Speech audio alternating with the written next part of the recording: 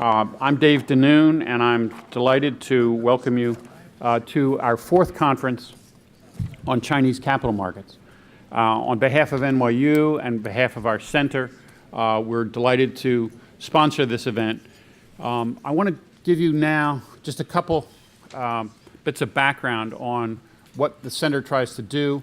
Then I will introduce our keynoter, Ambassador Solomon, who I think will give you a fascinating overview of how developments in Washington are affecting or responding to U.S.-China relations. But let me say a little bit about the center first. The center was set up 5 years ago, and we basically have two main areas of activities. One is foreign policy work, where we have 3 books underway. Each of them deals with the role of the U.S. and China in a different region of the world. We have one book on Central Asia, which is coming out this spring. We have one book on Southeast Asia, which is coming out later in roughly this time next year. And then we'll have a book on Latin America, which will be coming out in 2016. The goal of those books is to try to look at the way in which China and the U.S. interact in regions where neither is dominant. So what's interesting about Central Asia, for example, is that the Chinese are focusing mostly on resource extraction and energy. The U.S. is concentrating mostly on security, and so they're like two trains passing in the night. However, in Southeast Asia, there's much more direct competition, and of course, in Latin America, there's a growing competition. And many of you have probably heard about the Chinese plan to build a new canal across Nicaragua. Obviously, that would have important strategic implications. So in those books, what we're trying to do is identify the patterns of behavior and try to see something that is different in the U.S.-China interaction than just the direct interaction between Washington and Beijing.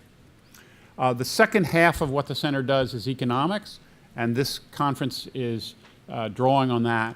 And I see some of you who have been here at past conferences, but most of you have not. So I'll just say a little bit about what we try to do with these conferences. Our purpose is to try to identify major issues in the U.S.-China economic relationship, but ones that haven't been pursued as actively as others, and where we think we can make some contribution. In our first conference, we focused on the banking system in China. We're looking at the relationship between the big commercial banks and investment banking. We looked at the relationship between that and insurance companies, and also with investment banks. Our second conference dealt with capital coming out of China toward other parts of the world. And the most interesting finding to me out of that conference, which stunned me because I'd heard all about the Chinese concentration on Africa, and we'd actually done some research on that, was that there's more Chinese capital going to Europe than to any other region of the world, more than is coming to the United States.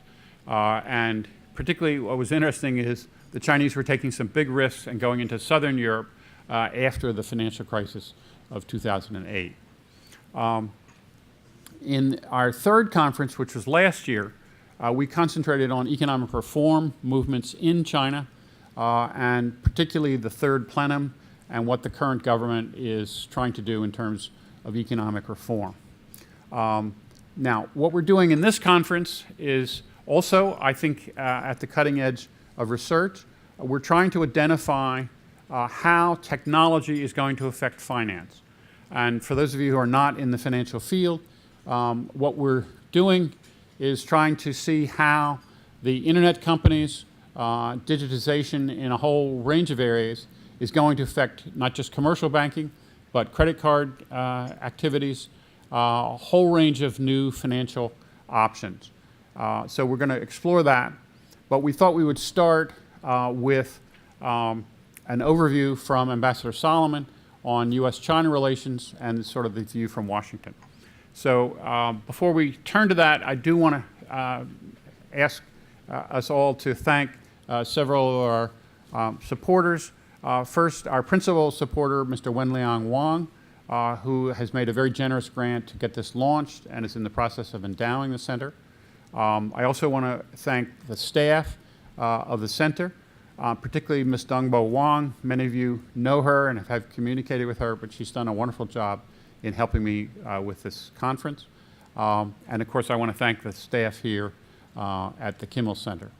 Now, in turning to our keynoter, I think most of you know Ambassador Solomon's record. He's someone with an extraordinary background. He started off as an academic at the University of Michigan, then ran the social science division at RAND, then came to Washington and was head of policy planning in the State Department. He was head of the East Asia Bureau. He was ambassador to the Philippines, and for much of the last 20 years was president of the U.S. Institute of Peace. During his first trip to Washington, he worked on the NSC staff for Henry Kissinger at the time when the biggest changes in U.S.-China relations were taking place. Now he is back at RAND, and he's a senior advisor and is managing a project looking at grand strategy for the United States. So we're very, very fortunate to have someone with Dick's breadth and a range of experience. So I'm pleased to introduce him. Please welcome Dick Solomon.